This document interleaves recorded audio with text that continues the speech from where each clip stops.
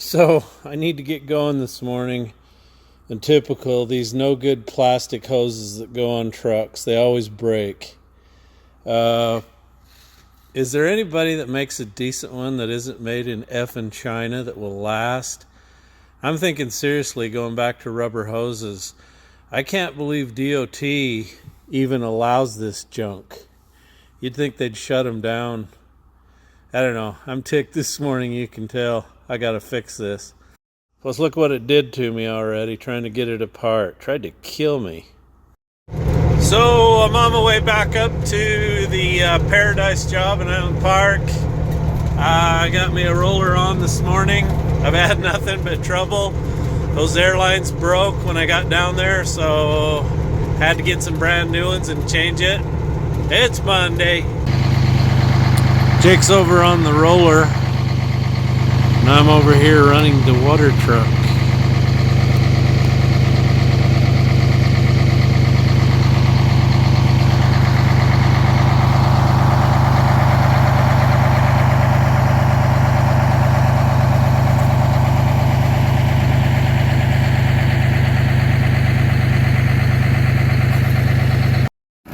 Can you believe I came here today to water and roll, and I'm the water boy and I didn't even bring a fishing pole? It's beautiful here today. It's about 3:15 in the afternoon, and the road's finally thawed out, so I'm putting some water on it, and Jake's up there rolling it. Rolling, rolling, rolling. Keep them doggies rolling.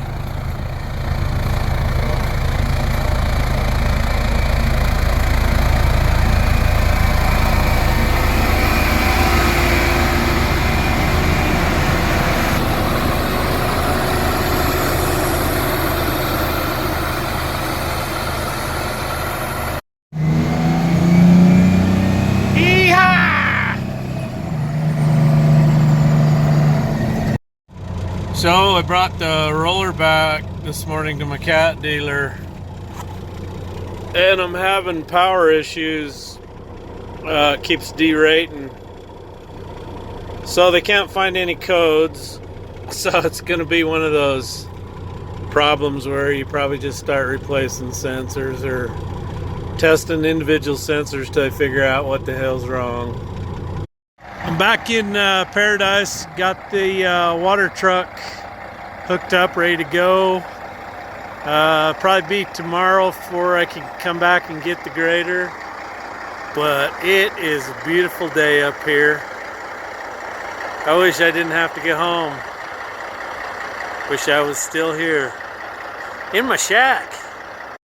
And the truck's running again. I got full power. Go figure. I don't know what's wrong.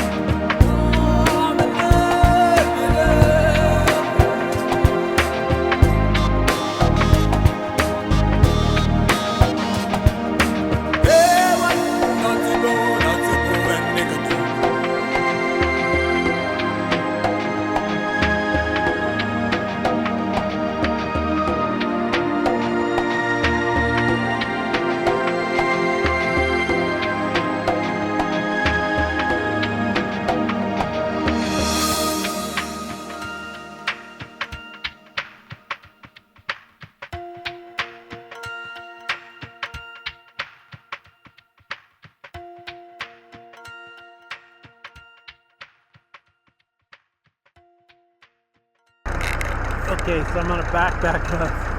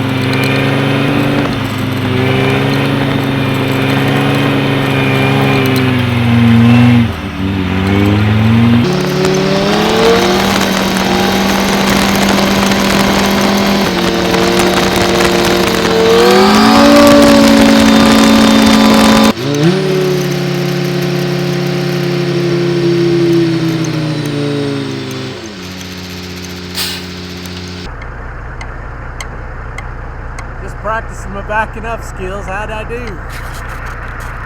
Okay, before I leave, I'm gonna swing this moldboard out straight up and down and dump all these hitchhikers off of here, clinkers, pieces of gravel, so I'm not breaking people's window down the highway. So how this works is there's a pin that comes out of here. It's air hydraulic, and I'll swing this around into this hole. Okay, here we go. Down one cylinder, up till we're around. There, pin engaged. So this is what it looks like all turned up. And I've taken my shovel and knocked all the junk out of there. Scraped the hangers off by hand. I have to take it for a cruise down the road and blow all this chunks of crap out of the tires. Wear pattern on this edge, it's toast. You're not gonna finish anything with it. See how badly wore it is up here. Okay, now you want to change cutting edges on the motor grader. This is the easiest way. Roll that moldboard out, turn it clear around like this. You can undo the bolts, set the edges on there, bolt them down. Piece of cake. Before we go on, we got to put in the articulation lock pin. Pull it out of that hole, drop it into that one right there. Reason for the articulation lock is DOT makes you do that, because I'm going to chain off of that tube, one on the other side, cross chain it, so you don't want that thing pivoting anywhere. Okay, the pins are hooked back up, air lines, time to back under. All right, here we go.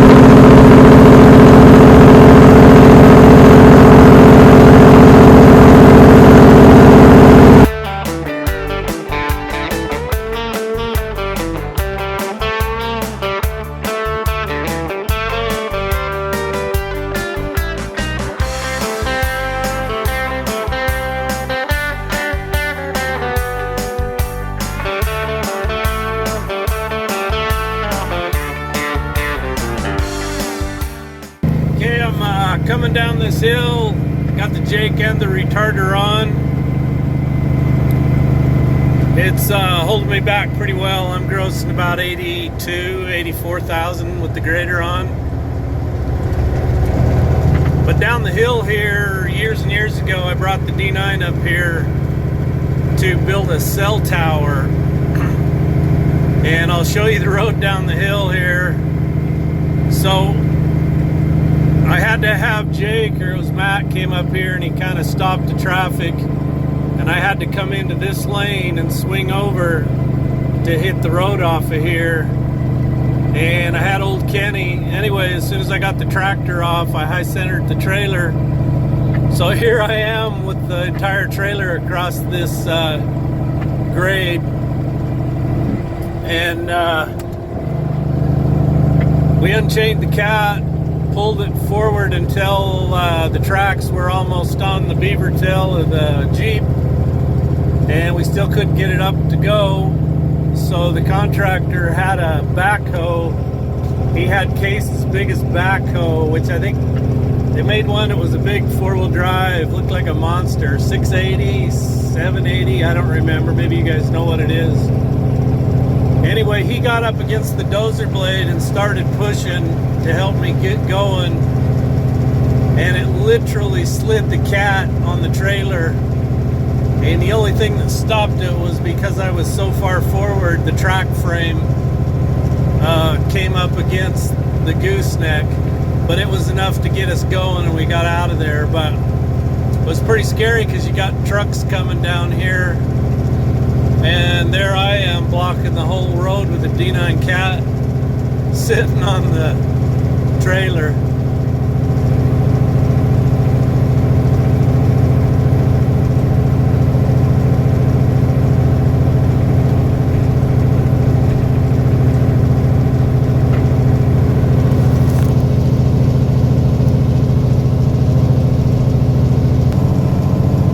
Just running on the Jake now and it's holding it pretty well. We're gaining a little. I got the fan running and then I'll just turn the retarder on. There we go. That starts pulling her back down.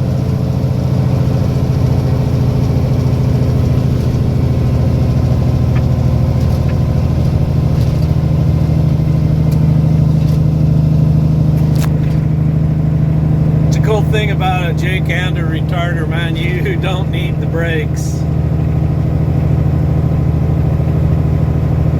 But if it's slick, they're dangerous. They'll lock the wheels up. Okay, see, there's the cell tower right there.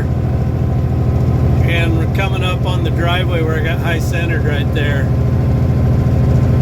You can see the road going up the hill. So I was high centered right there, all the way hanging clear across the highway. Anyway, we're about out of here. There's the valley. I'm done with the Island Park job. It was awesome. Enjoyed it. It was like a vacation. Sorry you didn't hear from me for a couple weeks, but I thoroughly enjoyed it. Got rid of some stress. It was great.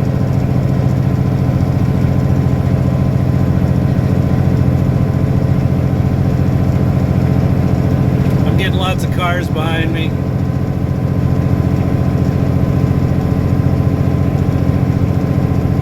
It's a busy highway.